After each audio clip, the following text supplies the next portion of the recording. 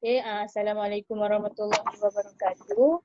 Bagus. Saya Afifah binti Idris, berstudent daripada Universiti Utara Malaysia. Okay, pertama sekali saya nak ucapkan terima kasih kepada Cik sebab sudi luangkan masa untuk ditemukan oleh saya sendiri. Okay, yang pertama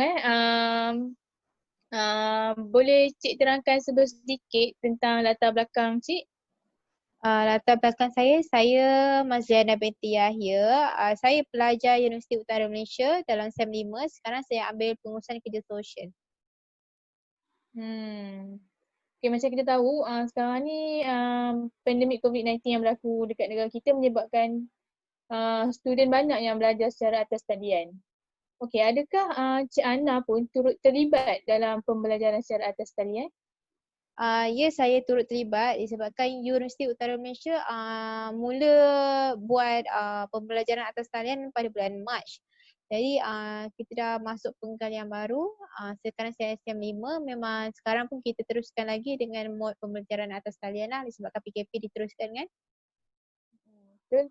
Okey, adakah Cik Ana berasa selesa dengan pembelajaran secara atas talian ni? Macam dari segi persekitaran sendiri macam mana? Sebenarnya saya tak rasa selesa lah dengan persekitaran sekarang. Okey, boleh Cik Ana jelaskan dengan lebih panjang kenapa Cik Ana berasa tidak selesa dengan pembelajaran secara atas talian ni? Saya rasa tak selesa disebabkan saya susah sikit untuk nak adaptasi keadaan waktu sebelum ni kita belajar secara bersemuka kan. Kita senang nak jumpa lecturer bila kita nak tanya soalan. Jadi dia senang lah terus je kan kita tanya. Tapi bila sekarang ni kita just menghadap laptop je kan. Jadi saya rasa konsentrasi saya untuk belajar tu terganggu sikit dengan kadang-kadang anak buah bising kan. So benda tu jadi gangguan lah kepada saya. So maksudnya kat sini yang Cik Ana nak menjelaskan yang Cik Ana kurang lah berasa selesa dengan kerja dengan pembelajaran atas talian ni sebab gangguan-gangguan daripada sekeliling juga macam yang Cik Ana cakap tadi anak saudara sendiri kan. Lepas tu mungkin ada gangguan-gangguan lain yang mungkin ada lagi gangguan-gangguan lain yang yelah boleh orang kata menyerabutkan diri Cik Ana lah kan. Okey, seterusnya dari segi capaian internet sendiri. Adakah capaian internet dekat rumah Cik Ana elok atau tidak? Bagaimana? Capaian internet saya kadang-kadang elok, kadang-kadang tak elok. Macam tu lah. Mula-mula masa awal-awal waktu belajar tu kan memang susah sikit lah waktu tu. Okey, kalau macam dalam situasi yang capaian internet tu tak elok kan, apa tindakan yang Cik Ana lakukan? Macam yelah dalam proses nak belajar, apa yang Cik Ana lakukan lah untuk nak hadap kelas online tu? Mula-mula sekali saya ceritalah kan pada waktu-waktu permulaan sekali kita disuruh untuk belajar atas talian. Saya memang terganggu lah sebab waktu tu saya punya line memang teruk sangat. Saya dulu guna U-Mobile. Dan saya tanya kawan kakak-kakak saya, abang-abang saya, diorang pun ada juga masalah U-Mobile kan. Tapi kita macam tak tahu nak pilih yang mana kan. So waktu tu PKP kita kan tak boleh nak keluar kan. So saya nak tukar plan tu susah. Jadi sementara tu saya guna mak saya punya wifi lah. Mak saya guna Maxis waktu tu. So saya guna alhamdulillah boleh. Tapi cuma ni lah kan, kesian lah dekat mak saya data dia pula habis kan. Itu alternatif saya yang pertama. Dan yang kedua, saya punya alternatif untuk internet ni saya pergi tukar plan. Waktu kita dah boleh keluar tu kan, saya tukar plan daripada U-Mobile kepada Celcom lah.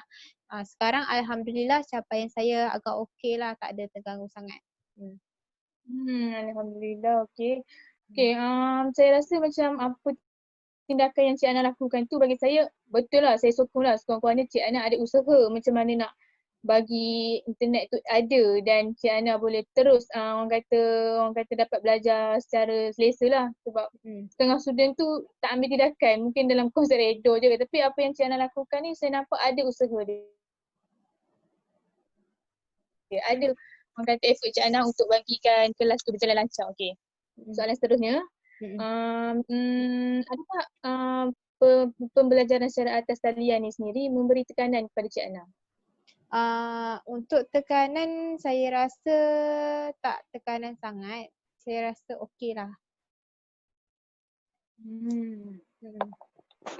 Kenapa Cik Ana tak rasa tekanan? Sebab ada setengah student tu dia rasa tertekan tau. Ada yang sampai tahap murung bila kena belajar online ni. Ada setengah lah yang orang kata gagal tahu emosi. Macam Cik Ana sendiri, boleh Cik Ana jelaskan kenapa Cik Ana masih lagi rasa tak ada sampai tahap nak tekanan yang melampau? Saya rasa alhamdulillah lah saya tak rasa tekanan sangat. Tipulah sebenarnya kita tak ada tekanan kan, tapi pada awal-awal lah saya tekanan sikit. Tapi lama-lama saya dah tak rasa tekanan tu apabila saya dapat sokongan daripada keluarga saya sendiri, di mana waktu saya tengah belajar kan, waktu kelas, mak saya takkan kacau saya lah macam sesetengah orang waktu kita tengah kelas, mak kita ingat kita tengah buat apa kan, dipanggil-panggil ni untuk buat kerja rumah kan. Kita bukan tak nak tolong tapi kita waktu tu kelas kan, jadi kena kelas lah. So alhamdulillah sokongan keluarga saya baik. Bila saya nak buat assignment, dorang faham saya, tak adalah nak ganggu saya. Alhamdulillah lah. Alhamdulillah lah. So kat sini orang kata keluarga sendiri membantu Cik Ana lah semasa berlangsungnya pembelajaran atas talian ni. Sekurang-kurangnya Cik Ana tak ada orang kata alami tekanan lain sebab yalah, keluarga sendiri pun sokong kan, macam faham situasi Cik Ana yang tengah ada kelas. Okay, saya faham. Okay, itu dah selesai. Dari segi pemberian tugasan daripada pensyarah sendiri, adakah Cik Ana berasa beban dengan segala tugasan yang diberikan oleh pensyarah? Sebab kita tahu yang bila kelas online ni 100% semuanya tugasan, tak ada lagi final. Jarang lah ada final exam kan. Okay. Adakah Cik Ana berasa terbeban dengan tugasan-tugasan tu? Alhamdulillah saya tak rasa terbeban lah dengan tugasan yang diberikan. Okay. Apa tips yang Cik Ana gunakan dalam menyelesaikan segala tugasan-tugasan tu? Ada sebarang tips atau kaedah tak yang Cik Ana gunakan? Dalam pembelajaran atas talian ni yang pentingnya kita kena susun jadual sendirilah.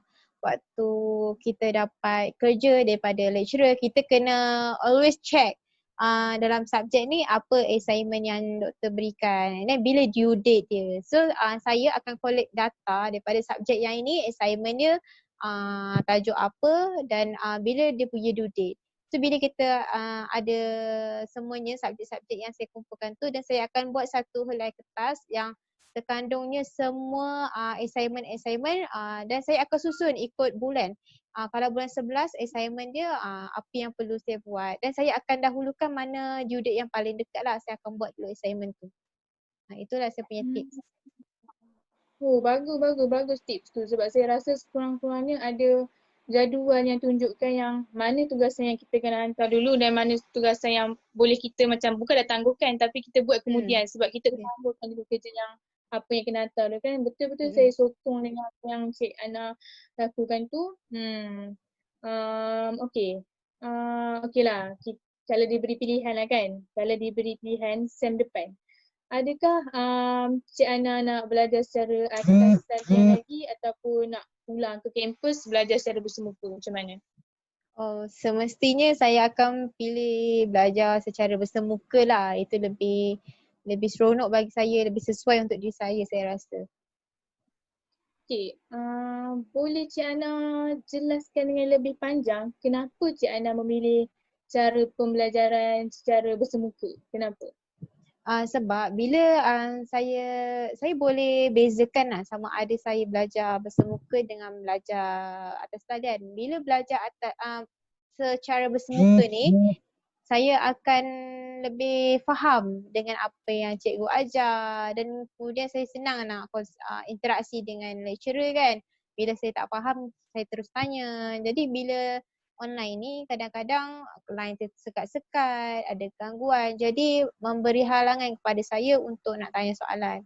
So saya rasa saya lebih memilih untuk bersemuka lah. Lebih-lebih lagi kita ada kawan-kawan. Benda tu menjadi suntikan semangat pada saya untuk lebih untuk belajar dengan lebih rajin lah saya rasa. So maksudnya Cik Ana orang kata lebih selesa lah belajar secara bersemuka sebab yelah bersemuka ni kita boleh interaksi terus dengan pensyarah-pensyarah kita. Lepas tu Betul. persekitaran dia pun berbeza, yang macam Cik Ana cakap tadi, ada rakan-rakan yang orang kata saling membantu. Mungkin persekitaran tempat yang kondusif yang Cik Ana rasa lebih selesa lah kan, macam yang Cik Ana terangkan tadi. Saya pun sokong dengan apa yang Cik Ana rasakan tu sebab pada pendapat saya sendirilah kan, sebagai student pun saya lebih suka lah belajar secara bersemuka sebab macam yang kita cakap tadi lah, macam senang nak berhubung dengan pensyarah, nak tanya apa-apa itu yang macam apa-apa yang kita tak tahu kita boleh direct terus tanya kan. Betul. Okay lah. Okay Cik Ana, okay, terima kasih sangat-sangat sebab sanggup luangkan masa dengan saya untuk ditemu bual walaupun dalam masa yang singkat, tapi sanggup juga Cik Ana nak luangkan masa dengan saya. Terima kasih juga. Apa-apa pun semoga Cik Ana tabah dan kekal lah untuk nak hadap kelas pembelajaran secara dalam talian ni kan. Walaupun banyak cabaran tapi saya harap Cik Ana tabah lah kan. Berapa bulan je lagi, harap buat lah kan kita sama-sama. Okay Cik Ana, apa-apa pun stay safe, kita jaga kita dan insya-Allah kalau ada masa kita berjumpa lagi Cik Ana. Okay Cik Ana, terima kasih. Terima kasih.